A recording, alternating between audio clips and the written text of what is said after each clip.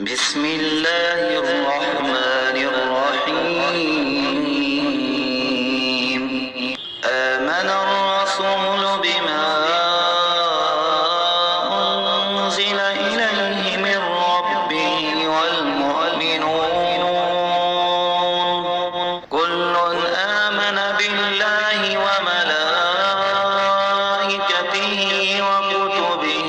ورسله لا نفرق بين أحد من رسله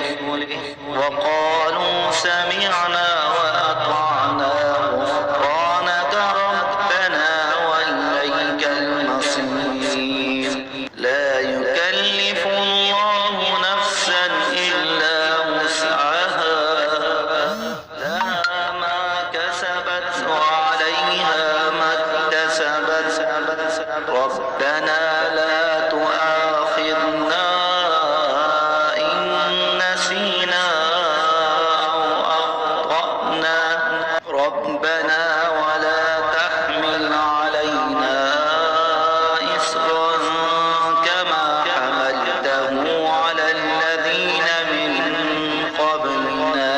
ربنا ولا تحملنا ما لا طاقة لنا به واعف عنا واغفر لنا